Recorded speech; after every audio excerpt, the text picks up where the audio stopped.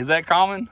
Yeah, I mean, John Deere. All right, hey guys, we're out here. We just took delivery on the new to us dozer that we bought that we was telling you guys about. What we're gonna do before we get started on this thing is kind of walk you guys through some of the things we look at when we're looking at a piece of equipment and some things to keep in mind when purchasing used equipment. You know, I've got a little bit of experience in this and some visual inspections of equipment and stuff. Not a ton. We're gonna share with you guys, and hopefully if any of you are in the situation that we're in and needing to buy a piece of equipment but don't want to buy something new, hopefully this will help you out and give you some tips and some pointers to look at. So what we're going to do here, we're going to narrate it and talk about it and walk through it while Matt helps us do an inspection on it. We already went through these steps. We did kind of do a visual inspection on this thing before we bought it, decided it was a great purchase for us. Dozer's in great condition, so we're going to show you how we determined that. All right, so first off, guys, when you buy a dozer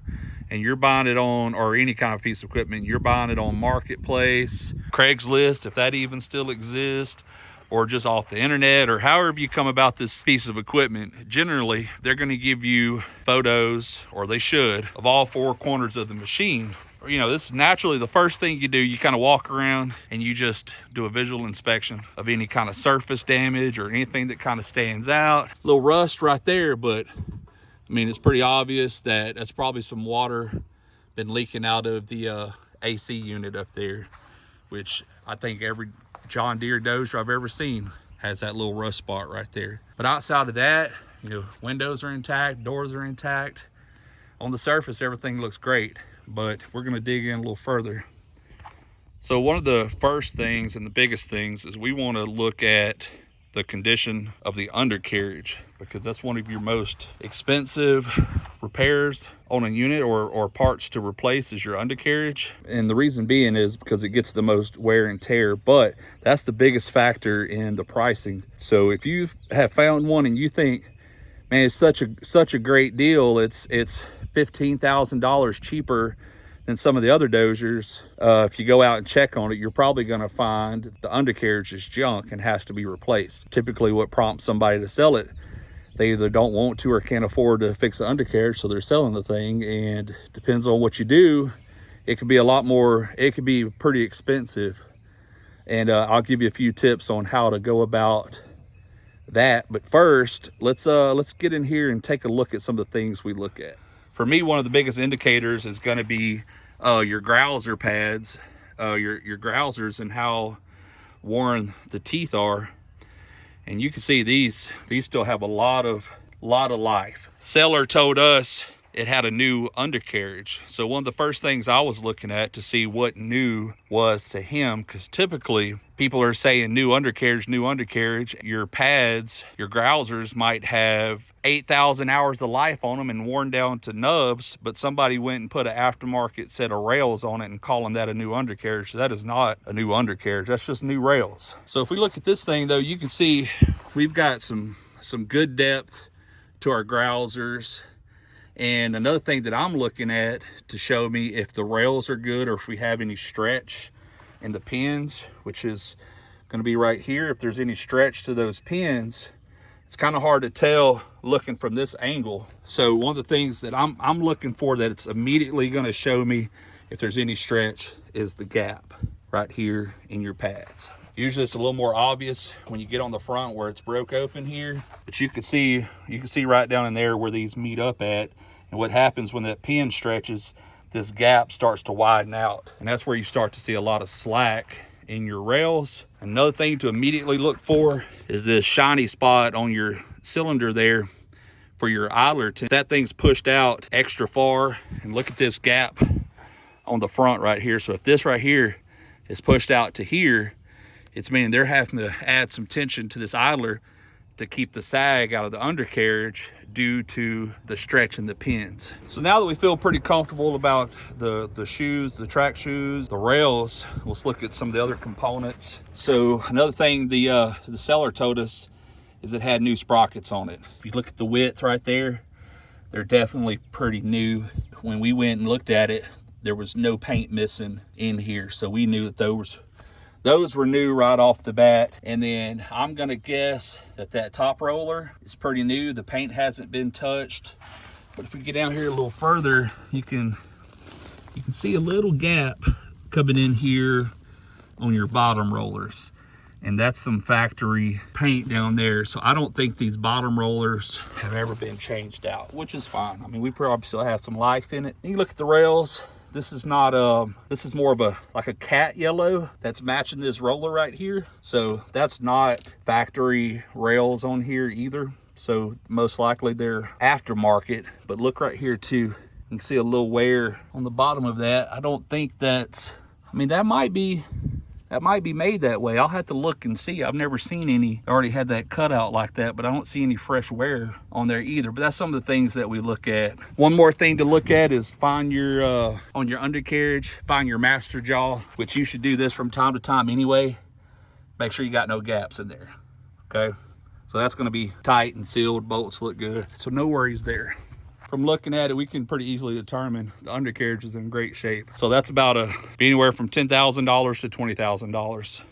So one more thing we're gonna look at, this machine only has about 3,000 hours on it, maybe 2,000 hours of light operating time. So it's not a high hour machine, but if you're inspecting the undercarriage on a higher hour machine, here's something you wanna look at that gets overlooked a lot is your equalizer bar that equalizes your undercarriage from one side to the other. Now you see how the front end of this Dozier picked up immediately. That tells us that there's no slack in this thing at all. Actually, I'm gonna correct myself.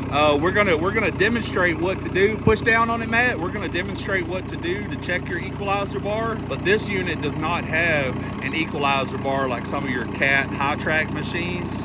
But if you did, when you raise the nose of this thing up, you'll see the front of your tracks kind of lag behind. They'll start to come up with it. But work that little slack in there, in that little area, and if you got a lot of play in it, that'll tell you that that trunnion between the two that equalizes your tracks is worn out. And that's a part of your machine that always gets overlooked. It doesn't get greased, it doesn't get serviced, and it never gets replaced when people quote unquote replace the undercarriage, which is just the rails. None of that stuff ever gets looked at. So while Matt's got it up in the air, we're gonna watch for some play in these rollers too. Set it down.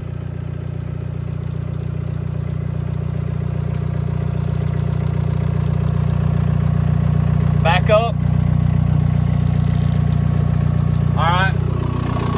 And guys, you can see there's no play in those rollers at all. So they're in really good shape. So as we're walking our way around this thing, you know, a big thing to me is just the aesthetics of the machine. And one of the things I always go for is grill guards. Man, you can just tell how people treat these things based on your radiator guards here. They're all bent up. You got sticks poked through them and just been abused. You could tell that nobody's been taking care of this thing, man. They've been rough on it, but again, in great shape, so no complaints. One of the things that we did see here is it has brand new cutting edge on it. And talking to the seller, if you'll look right down here, they had a brand new mow board put on this thing because they let the last cutting edge get too worn out and got into that mow board. And what I like about this guy, instead of just patching it up and throwing a new cutting edge on it, he went ahead and cut the old mow board off and had it professionally redone, put a new mow board on it and a new cutting edge. So that says a lot about what he does with his equipment. And something else we can look at real quick before we get into the internals is, you know, all your cylinder packings. I mean, they're all dry. I mean, there's not a leaking cylinder on this thing anywhere. He had one leaking on that side. They went to replace it and nicked the piston and replaced the whole cylinder. So again, this guy fixes stuff right. We like that. We're pretty happy about it. So again, just a quick visual inspection, looking at the engine. Got a clean radiator, clean condenser. You know, ain't any dinged up fins on it. Nobody's been abusing it with a pressure washer. I mean, we kind of see if we can look down on the inside. Like, we haven't seen anything to show us any kind of oil leaks. We got a few little rat's nests we need to pull out of here for fire hazard. We'll get to that. You know, belts look good. All we're trying to determine is that we're getting a fair price on this thing, so we're not being like over picky about it. But anything that we can find that'll give us a little bargaining power, you know, you want to find it. Turbo looks good. I mean, no leaks around any of it. No leaks around the exhaust. So the machine fires up and runs pretty good. You can see we got a little bit of pressure on that engine, but that's pretty common with these Tier 4 systems.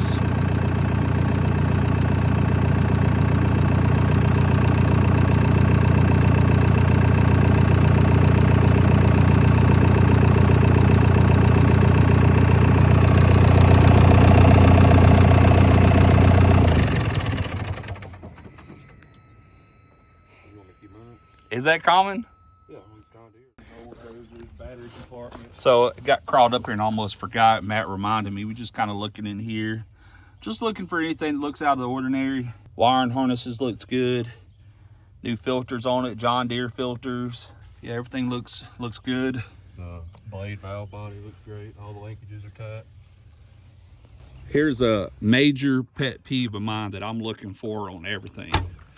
It's how well the door opens and shuts. And when it's closed, is this thing bouncing around? I mean, there's no gap in it at all. I hate a door that just rattles and doesn't seal off. So once you get in the cab, then we pretty much assessed that the operating condition of the machine is in good shape. Then we're really just looking for, again, how well it was taken care of. I mean, obviously it's been used, but the paint on the inside's pretty good. Machine's still pretty clean. The doors clean, windows are clean. Everything looks good. So let's start her up real quick. Man, the machine fires up perfectly. Idle's good.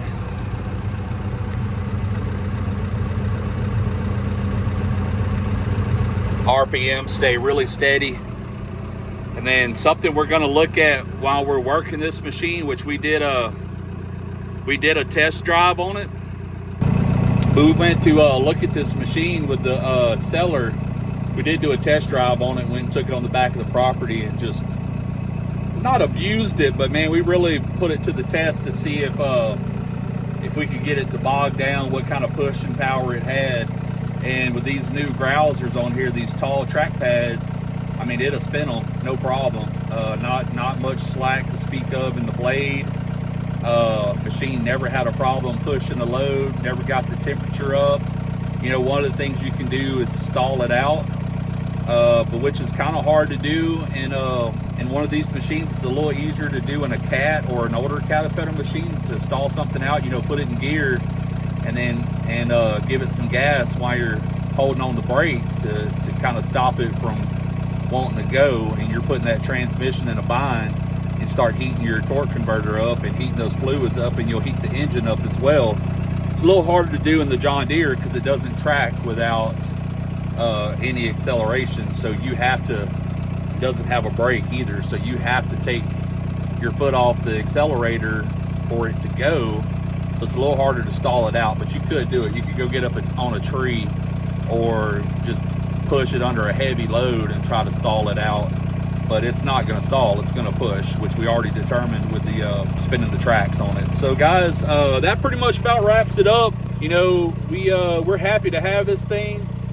We came out and looked at it, and we didn't see any problems with it at all. And I will say that we looked at 5, 6, 7, 8. There's plenty of these out there that you can find, but there's not a lot, and the resale is really good on them. They hold their value really well.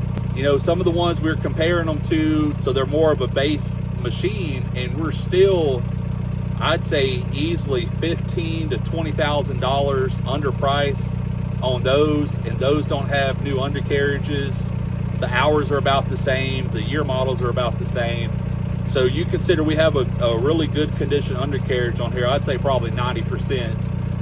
With that, the condition of the machine, the sweeps, the window guards, we at least have $30,000 of equity in this thing. So I'm pretty happy with it, guys. We're stoked. We're so happy to have it. Man, it's gonna be a great machine for us. And you guys get to see it on a lot of job sites in the future. I believe we're going to have it for a while.